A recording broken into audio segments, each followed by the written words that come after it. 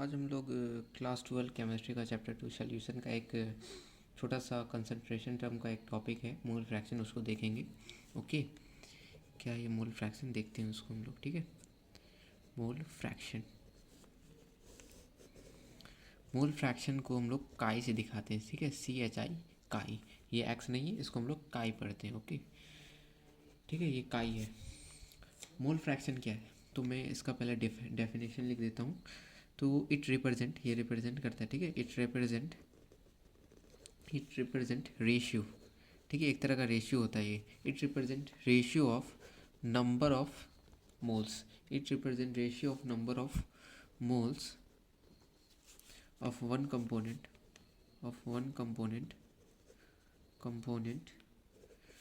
To total moles of solution. Total mole of solution क्या, एक तरह का ये एक रेशियो है मोल फ्रैक्शन।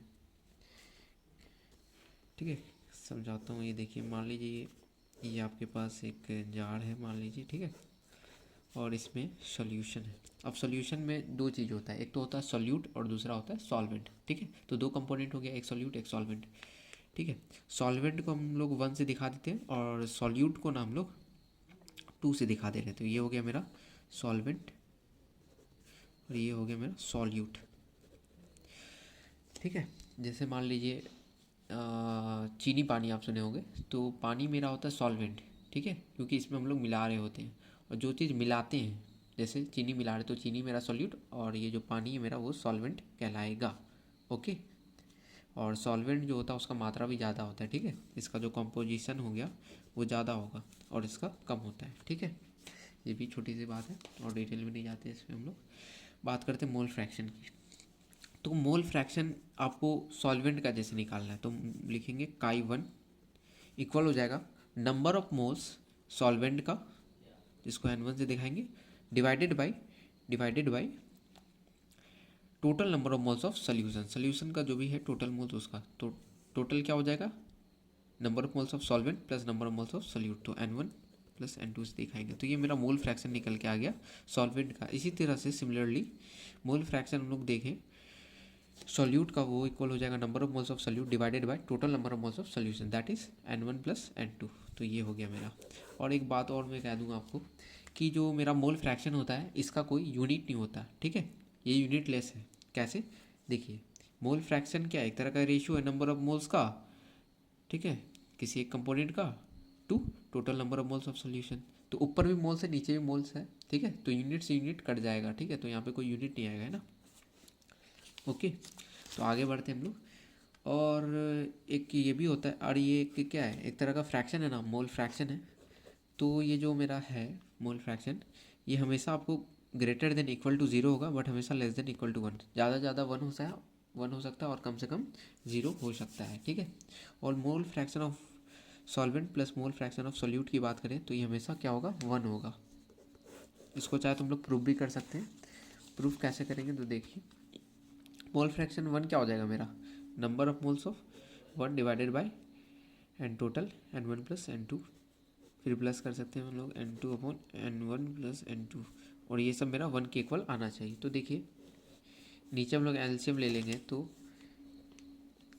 मान लीजिए ये भी 2 है, ये भी 2 है, तो एलसीएम में 2 आ जाएगा। उसी तरह से N1 प्लस N2 है, N1 प्लस N2 है, तो एलसीएम में मेरा क्या आ जाएगा, N1 प्लस N2 आ जाएगा। इससे ये कट हो जाएगा और फिर यहाँ पर N1 आ जाएगा, फिर इससे ये कट हो गया, यहाँ पे N2 इक्वल टू 1। अब देखिए नीचे और ऊपर दोनों क्या है, सेम है, तो ये दोनों कैंसिल हो जाएगा, तो 1 इक्वल टू 1। तो ये एक तरह से समझ में आ गया कि मोल फ्रैक्शन जो होगा सॉल्वेंट का plus mole fraction of solute equal होगा 1।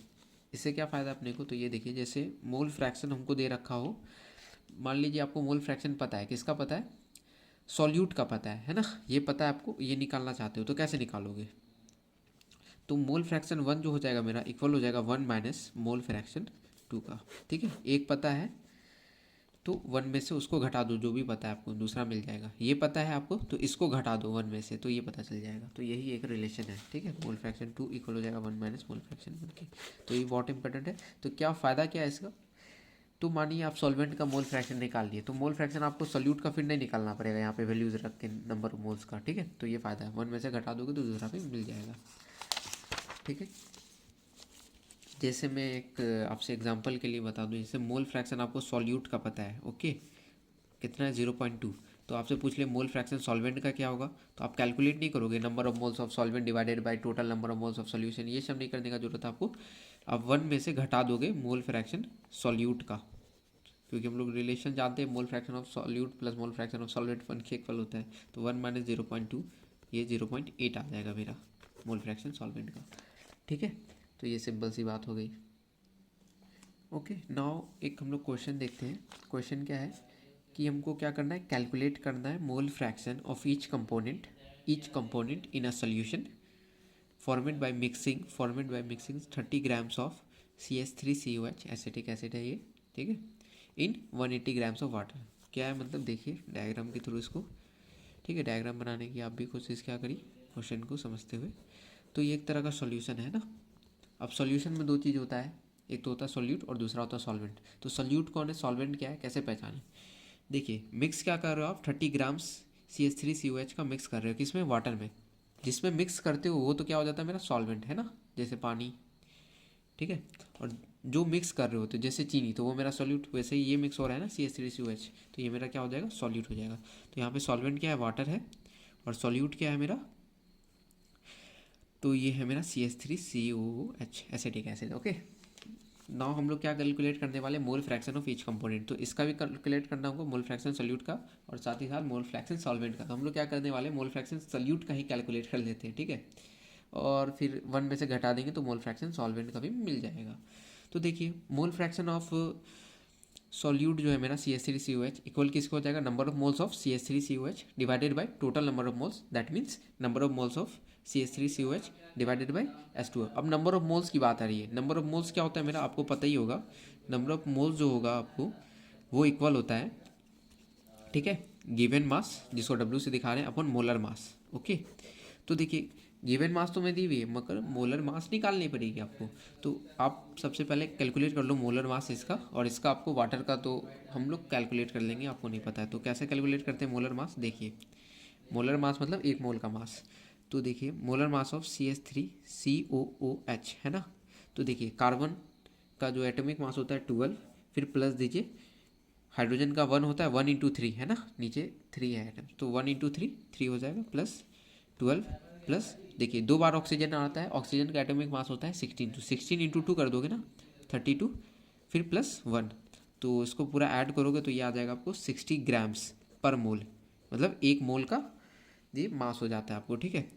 तो हमने मोलर मास कैलकुलेट कर लिया। अब देखो, अब वाटर का भी तो साथ ही साथ कैलकुलेट करना होगा, एंड टोटल डिवाइड में रहता है मोल फ्रैक्शन, तो ये एक तरीका होगा सॉल्व करने का। तो हम लोग मोलर मास देखने जा रहे हैं H2 का, तो वो क्या हो जाएगा, हाइड्रोजन 1 × 2 2 प्लस 16, तो 18 ग्राम्स पर मोल हो जाएगा। आपको याद भी होना चाहिए मोलर मास, तो बेहतरीन रहेगा, क्योंकि कैलकुलेट करना पड़ जाएगा आपको।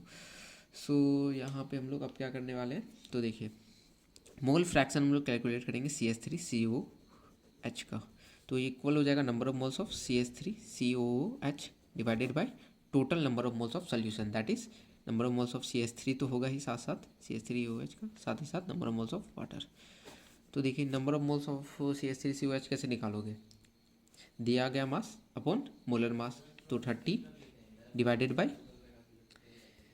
मोलर मास क्या होता है इसका 60 होता है, फिर डिवाइडेड बाई, ठीक है, ये फ्रैक्शन है, divided by, and total that is number of moles 30/60, plus ये कितना है गिवन मास वाटर का 180 अपॉन मोलर मास इसका 18 होता है। तो आप इसको सॉल्व करोगे तो देखो ये 0 से 0, ये 1/2 टाइम्स है ना, ठीक है, वैसे ही ये 1/2, ये 18 से 1 जा बार में, तो ये कुछ सॉल्व होके 1/2 डिवाइडेड बाई 1/2 प्लस 10 ऐसा कुछ दिख रहा होगा। तो उसको हम लोग सॉल्व करते हैं थोड़ा और फर्दर।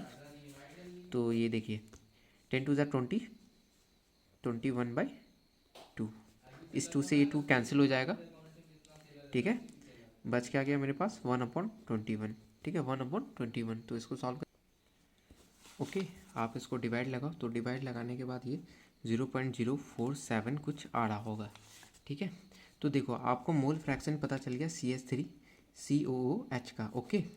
तो हम लोग जानते हैं कि mole fraction CH3COH plus mole fraction H2O का इक्वल हो जाएगा 1 की mole fraction of solute plus mole fraction of solvent equal to 1 है। तो ये पता आपको, तो ये भी आप पता कर लोगे, इसको इधर ले जाओगे तो 1 minus this equal to this. तो मोल फ्रैक्शन H2 का किसके इक्वल हो जाएगा, 1 minus mole fraction of CH3COOH। तो 1 माइनस 0.047 है ना, क्योंकि मोल फ्रैक्शन CH3COH का हमने निकाला है। तो ये आप करोगे तो ये कुछ आ जाएगा आपको 0.953, ठीक है, 0.953 मोल फ्रैक्शन H2 का। ओके, ये आ जाएगा सॉल्व हो गया।